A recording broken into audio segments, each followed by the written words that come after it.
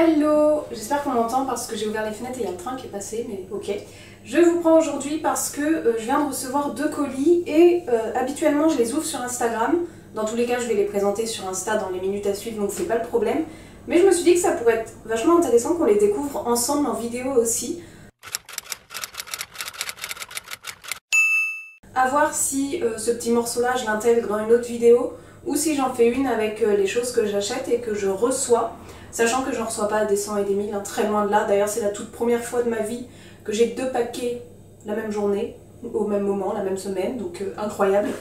Je vais arrêter de blablater, on va les ouvrir tout de suite. Si je me trompe pas, et je pense que c'est ça, c'est la maison d'édition Rivage, parce que ils utilisent ce genre de petits, j'allais dire de contenants, non, d'enveloppes en craft recyclables et recyclées, qui est génial, qui est absolument génial pour l'écologie, pour la planète. Donc je pense que c'est la maison d'édition Rivage parce que jusqu'à présent, aucune autre maison d'édition n'a fait ça. C'est du papier bulle généralement ou les cartons type Amazon. Mais bon, je digresse. Alors, le premier, qui n'est pas les moindres parce qu'il est assez gros.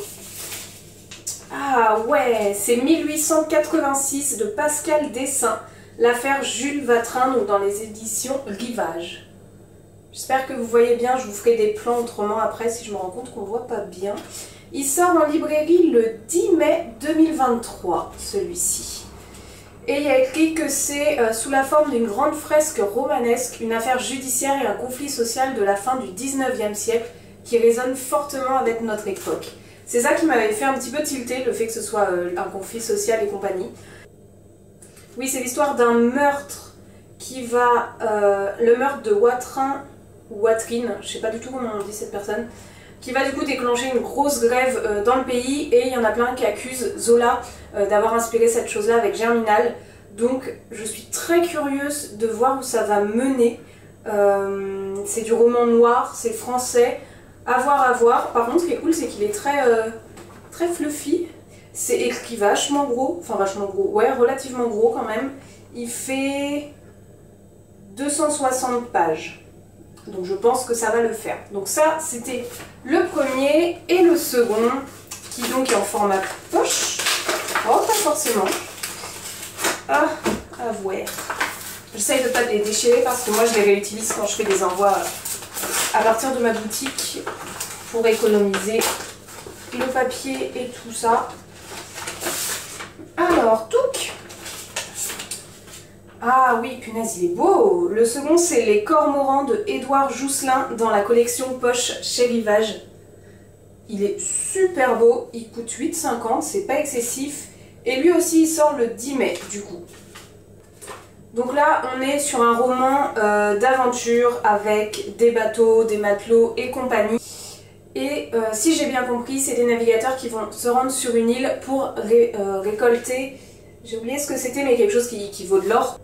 Et il est dit aussi que c'est une critique, voire une comparaison avec les contradictions de l'âme humaine. Donc je suis vraiment curieuse de voir où ça peut mener et comment c'est écrit parce que, oula, moi tout ce qui est en rapport avec l'âme humaine, l'action des humains, tout ce qu'on fait, tout ce que ça engendre et compagnie, j'aime beaucoup, donc je suis vraiment très curieuse. Et il est super chouette, en vrai il est trop beau, j'aime trop. Donc bah j'ai très hâte de m'attaquer à ça et moi je vous retrouve dans la suite de cette vidéo. Hey, je vous prends vite fait parce que je viens de recevoir 2 colis. D'ailleurs, petite anecdote trop mignonne, le livreur, là on est samedi, il fait genre 30 degrés dehors, peut-être moins mais ressenti bien ça. Et il arrive, il me dit il faudrait que je vous embête pour quelque chose. Je dis bah oui allez-y, il pourrait me remplir ma bouteille d'eau, j'ai soif et il fait chaud. Du coup je remplis sa bouteille d'eau mais c'était marrant. Donc j'ai reçu 2 colis, c'est les colis de chez Rivage, la maison d'édition Rivage. Je vais commencer par le plus fin des deux, comme ça, par choix au pif. Hop, allure. Ah, livre de format poche, livre en format poche, pardon, j'aime trop. Oui, c'est vrai. C'est Possibilité, c'est un essai sur la hiérarchie, la rébellion et le désir de David Graeber, j'espère que je le dis bien. Et c'est dans Rivage Poche, petite bibliothèque. Et je l'avais pris parce que j'avais découvert chez Rivage Poche, petite bibliothèque, celui-ci Penser un nouveau monde, vous savez, c'est un essai un petit peu sur pédagogie et décroissance. Et en vrai, j'avais vraiment beaucoup aimé la façon dont ils abordaient les choses.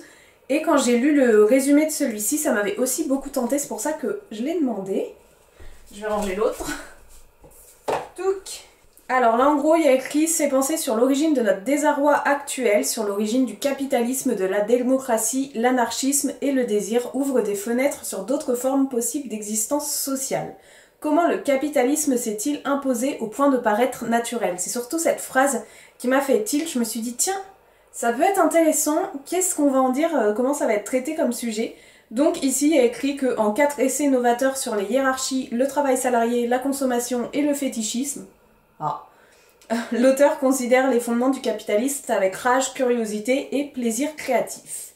Donc c'est en gros une critique de la société et du capitalisme et je suis vraiment curieuse de voir ce que ça va donner. C'est pas écrit très gros. J'ai la fiche juste ici, il sort le 17 mai, il est au prix de 10 € tout pile, ça c'est cool.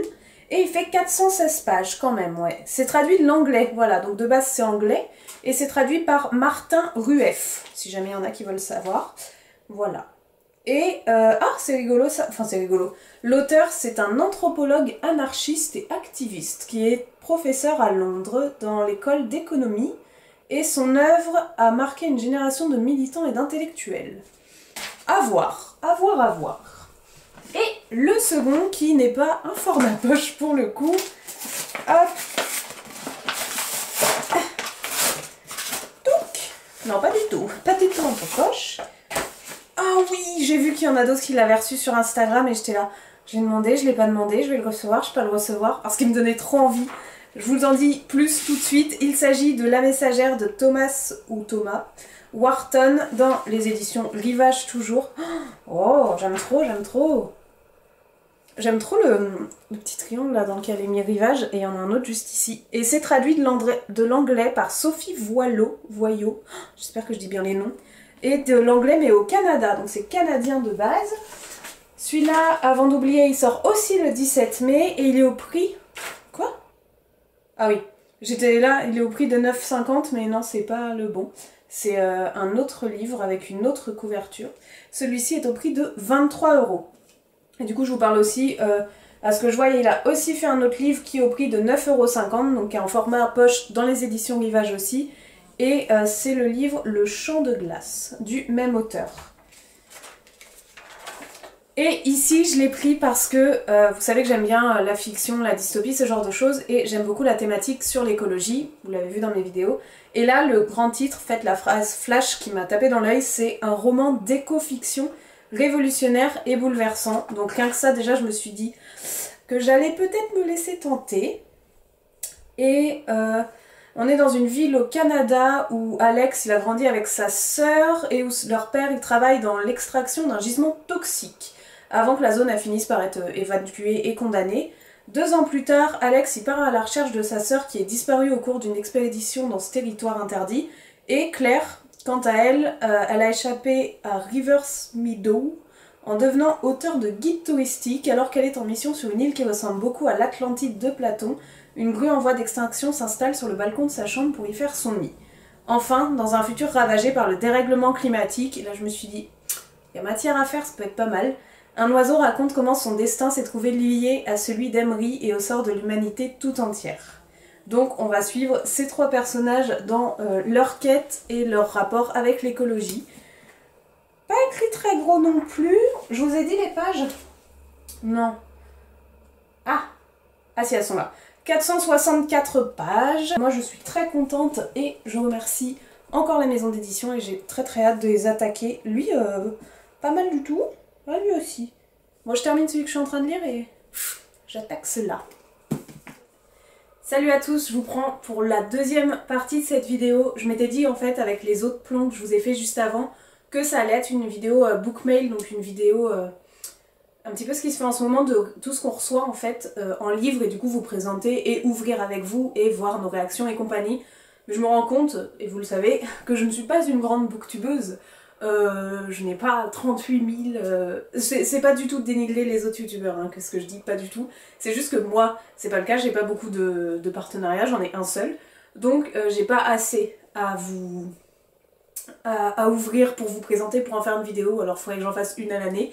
Donc bon, ça n'a pas trop d'intérêt, donc je vais plutôt faire comme ça. J'ai intégré au début les ouvertures de livres, et maintenant je vais vous parler en plus d'un livre que je viens de terminer, et en fait tout à l'heure je suis allée chez Emmaüs pour déposer des vêtements.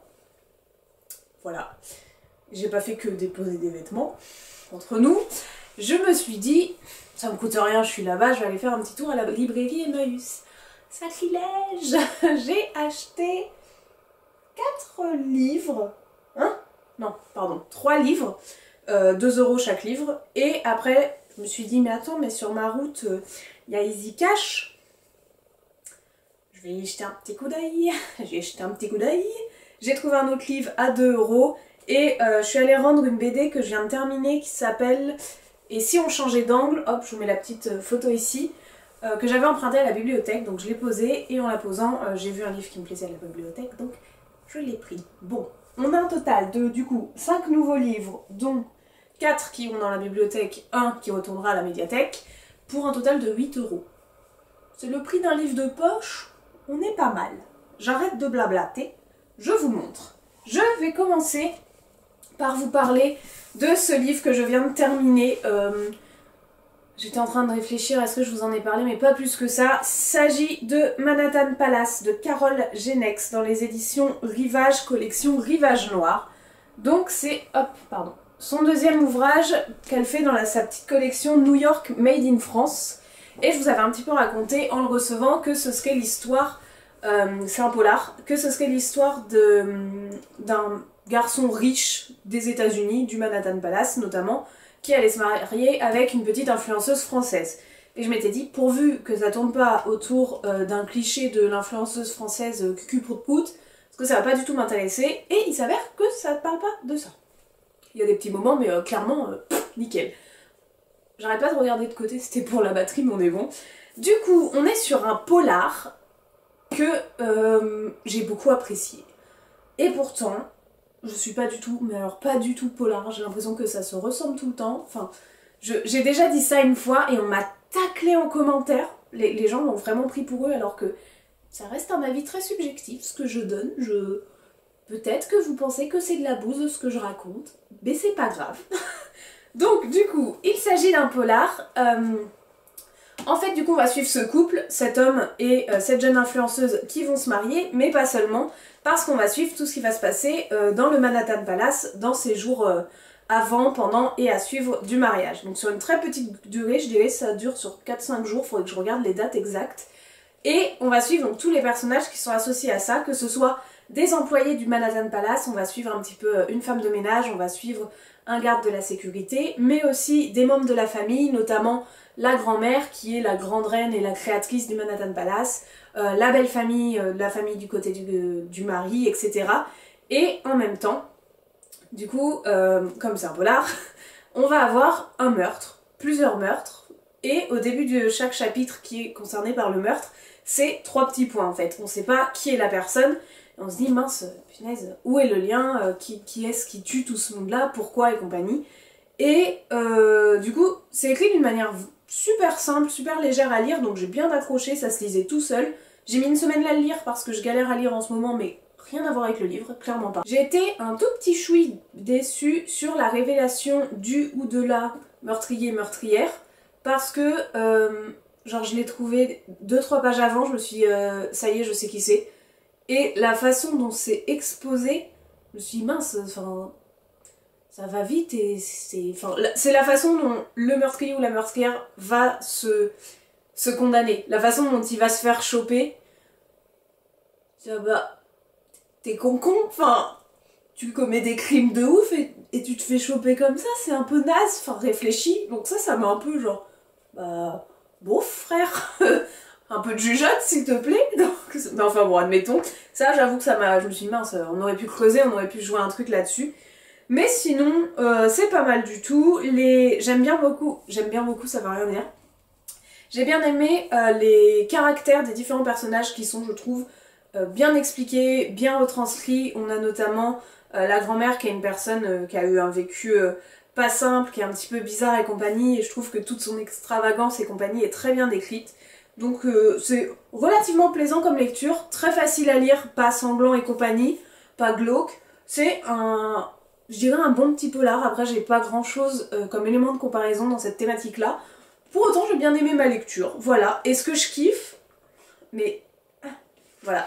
Mais je vous l'avais dit je crois, c'est qu'il y a une playlist. Et j'aime bien quand il y a des playlists avec les livres parce que soit on l'écoute pendant, soit on écoute après et on se rappelle le livre et on se dit ah ouais, ça va avec ce moment et tout. Bon, j'ai parlé longtemps sur celui-ci, j'attaque la suite. Après la suite, j'aurais pas grand-chose à vous dire, je parle trop vite. Après la suite, j'aurais pas grand-chose à vous dire étant donné que je viens juste de les acheter, donc voilà. Celui que j'ai emprunté à la médiathèque, c'est L'éco-anxiété du docteur Alice Desbioles, Vivre sereinement dans un monde abîmé dans les éditions Fayard. Il s'avère qu'en ce moment, dans ma ville, on est sur la semaine, je crois qu'elle s'appelle Transition écologique, où il y a pas mal de débats, pas mal d'animations, pas mal de conférences et de choses sur ce thème-là. Et du coup, selon les thèmes qui sont abordés dans la ville, etc., la médiathèque fait un pôle, comment dire, il y a une petite table en gros avec une thématique à chaque fois, et en ce moment, du coup, c'est cette thématique-là. Et je suis passée devant la table et ça m'a vraiment tapé dans l'œil, je me suis dit, attends, ce livre, faut vraiment que je le lise. Vous savez que j'essaie de faire attention à la planète au maximum, que les livres sur l'écologie me passionnent vraiment beaucoup, en tout cas m'intéressent et genre je prends plaisir à découvrir ça. D'ailleurs je vous mets là, oula, la vidéo que j'ai faite sur mes 10 livres, mes 10 recommandations sur des livres sur l'écologie si jamais ça vous intéresse. Et en fait quand j'ai lu le titre ça m'a tout de suite parlé parce que je suis quelqu'un de très anxieuse et il s'avère que l'éco-anxiété fait partie de ma vie, c'est quelque chose que j'ai découvert il y a peu, mais c'est vrai que parmi toute mon anxiété, j'ai une petite part où des fois je culpabilise si par exemple, je sais pas, j'achète un truc emballé dans du plastique, ou je culpabilise quand je prends la voiture pour faire seulement 2 km, aller chercher mes courses alors que j'aurais pu prendre le vélo, mais j'ai peur, enfin bref. Je me mets une pression en fait, du stress lié à l'écologie, lié au fait de pas en faire assez, lié au fait de voir des déchets par terre et compagnie. Et des fois je me dis merde, enfin, tu te mets franchement une pression ma cocotte, lâche-toi un peu. Et du coup, voir ce livre-là, L'éco-anxiété, vivre sereinement dans un monde abîmé, je me dis, peut-être que ça va pas forcément m'aider à m'en sortir, hein, je suis pas, ça va. Mais en tout cas, me faire réfléchir et m'ouvrir à une thématique qui m'intéresse et qui pourrait bien, je pense, me parler. Donc j'ai très hâte de l'attaquer, c'est écrit très gros, bah dis donc. Enfin, c'est écrit gros, ouais. Donc j'ai hâte franchement de l'attaquer et de vous dire ce que j'en pense si jamais ça vous intéresse. Dites-moi vous en commentaire si vous subissez ça par moment aussi, si vous avez ces petits moments de culpabilité du mince je consomme trop ou mince j'ai acheté du plastique et tout. Je serais vraiment curieuse de savoir si c'est quelque chose qui touche beaucoup de monde, je pense que oui, mais j'attends d'avoir vos retours, ça m'intéresse. Ensuite, chez Emmaüs, j'en ai pris 3. Oh, j'arrive au bout de la batterie. J'en ai pris 3, je vais aller très vite parce que je vous en dirai pas beaucoup de choses. J'ai dans ma bibliothèque les Thanatonautes de Bernard Werber, pardon. Donc j'ai pris la suite avec l'Empire des Anges et Nous les Dieux, tout simplement. Ensuite, j'ai trouvé un livre de Frédéric Lenoir et vous savez quel amour j'ai pour cet auteur. Et ici, il s'agit de La guérison du monde dans le livre de poche en édition. Je galère parce que je stresse pour cette batterie. Voilà, donc voilà, ça va être... crise économique, syndrome de déséquilibre profond, système agricole, environnemental, financier, un petit peu tout, c'est très spirituel Frédéric Lenoir, mais c'est quand même très intéressant. Donc ça j'ai très hâte de le découvrir. Je vous reprends le lendemain parce que ma caméra n'avait plus de mémoire et comme mon ordi a à peu près 107 ans de vécu, il a pas voulu s'allumer hier. Donc ce matin j'ai pu la vider, donc je vous termine avec un livre seulement, donc c'est un petit clip pour vous présenter, donc celui qu'on a acheté chez Easy Cash hier. Il s'agit de Un long voyage de Claire Duvivier dans les éditions Aux Forges de Vulcain, pardon. Et je pense que ça pourra parler à certains au niveau du nom déjà de l'autrice et de la mise en forme de l'édition. C'est la même autrice qui a fait la saga, je sais pas trop comment appeler ça, vous savez c'est...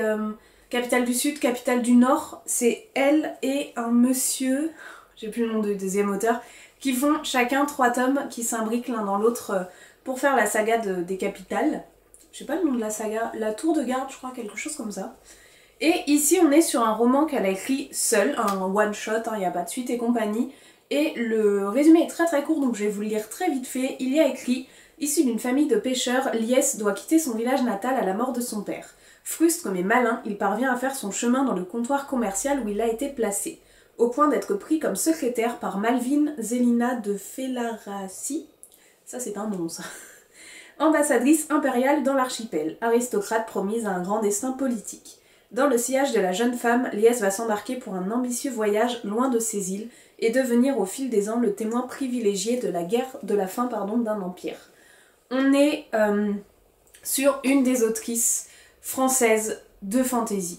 Je vais pas vous en dire beaucoup parce que je maîtrise pas le sujet parfaitement, mais si j'y pense, et j'espère, je vous mets le lien ici ou en tout cas en barre d'infos de la vidéo qu'a fait Lorraine de la chaîne Au mot de l'imaginaire, où elle parle de 6 autrices françaises et il y a notamment Claire Duvivier à l'intérieur, 6 autrices de fantasy fantastique. Et voilà, donc moi je vais pas vous en dire plus, mais la vidéo est ultra intéressante et je suis très contente de découvrir cette autrice dans ce roman-là. Je l'ai acheté celui-là pour mon chéri parce que c'est lui qui a lu Capitale du Nord, Capitale du Sud, et je sais qu'il apprécie cette autrice, il a eu la dédicace et compagnie. Donc il était à 2 €, je me suis dit ça vaut pas le coup de s'embêter, on va le prendre. Voilà. Bon, bah là j'ai réussi à vous montrer tous les livres avec un clip supplémentaire et une journée de plus. Du coup, la vidéo n'est pas sortie à temps, désolée. Sur ce, je vous souhaite une belle nuit, bonne soirée, joyeux Noël. Dites-moi si vous, il y a des livres qui vous intéressent, si la vidéo vous a plu. Et sur ce, je vous dis à très bientôt pour une prochaine vidéo. Ciao!